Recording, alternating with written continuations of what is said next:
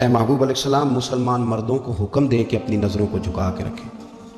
آگے جا کے عورتوں کے لیے بھی کہا کہ مسلمان عورتوں کو بھی حکم دیں کہ اپنی نظروں کو جھکا کے رکھیں۔ یہ جو نظر ہے نا، اللہ کے پیارے رسول علیہ السلام نے فرمایا یہ شیطان کے تیروں میں سے ایک تیر ہے۔ شیطان کے تیروں میں سے ایک ہے۔ یہ تیر جو ہوتا ہے نا، یہ بس نکلتا ہی ہے، دوبارہ واپس نہیں آتا، اور جہاں جاتا ہے جا کے لگ جاتا ہے۔ یہ جو نظر ہے نا، نظر یہ گمراہ کر دیتی ہے۔ پہلے نظر بھٹکتی ہے، پھر ذہن بھٹکتا ہے۔ کہا نظریں جھکا کے رکھو، جھکا کے۔ کیا کریں؟ مرد کو یہ کہہ دیا جائے نظر جھکا کے رکھ۔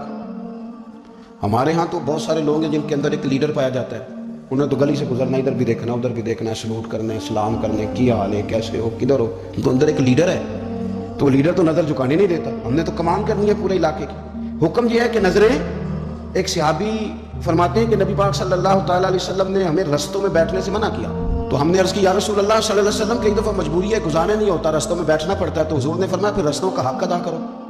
یا رسول اللہ رستے کا حق کیا ہے؟ فرمایا ایک تو آنے جانے والے کو سلام کرو، اور دوسرا یہ کہ رستے سے تکلیف دہ چیز کو ہٹاؤ، اور پھر فرمایا کہ بھلائی کا حکم دو اور برائی سے منع کرو، اور پھر فرمایا کہ رستے کا حق ہے کہ رستے میں رہنا ہے تو نظریں جھکا کے رہو۔ پھر ایسا نہ ہو کہ ہر شخص پر آپ کی نظر پڑے، ہر شخص پر۔ رسول کریم صلی اللہ علیہ وسلم نے نظر کی حفاظت پر زور دیا، اور عورت کے لیے بھی یہ حکم ہے کہ وہ بھی نہ دیکھے غیر محرم کا چہرہ۔ اس کو بھی اگر شہوت کے ساتھ وہ دیکھے گی تو وہ بھی اتنی ہی مجرم ہے۔ عورت بڑی با پردہ ہے، بڑی با پردہ ہے، مثلا کس طرح کی با پردہ؟ کہتے ہیں برقع پہنتی ہے اور سویرے نکل جاتی ہے بازار، ہے ویسے با پردہ، آتی شام کو ہے۔ عورت کا با پردہ ہونے کا معنی یہ ہے کہ برقع پہنے اور جہاں مرضی جائے۔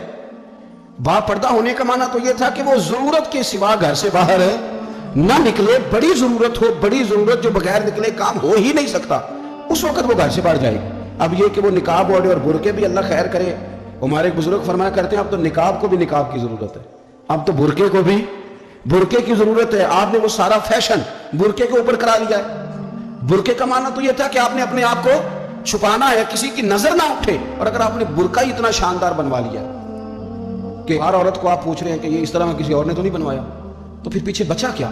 تو میرے رسول کریم صلی اللہ تعالیٰ علیہ وسلم نے فرمایا کہ پہلی دفعہ کسی کی کسی جگہ نظر پڑ گئی تو وہ معاف ہے، لیکن حضور نے فرمایا دوسری دفعہ جس نے نظر کی اس نے بالقصد اور بالارادہ کی۔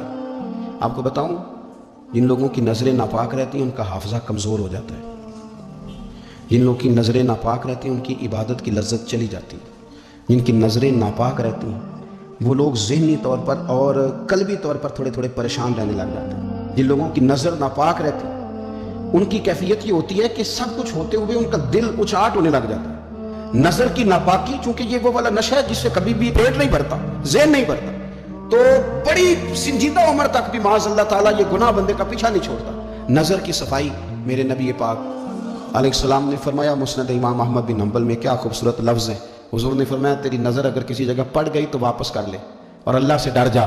تو نے اللہ سے ڈر کے اس نظر کو واپس پھیر لیا، تیرا وہ واپس پھیرنا اللہ تیرے لیے عبادت بنا دے گا، اور عبادت بھی وہ جس کے اندر اللہ تجھے لذت عطا فرمائے گا۔ عبادت بن جائے گا، اور عبادت بھی وہ جس کے اندر اللہ تعالیٰ لذت پیدا کر دے گا، تجھے قرار نصیب ہوگا کہ میں نے عبادت کی ہے۔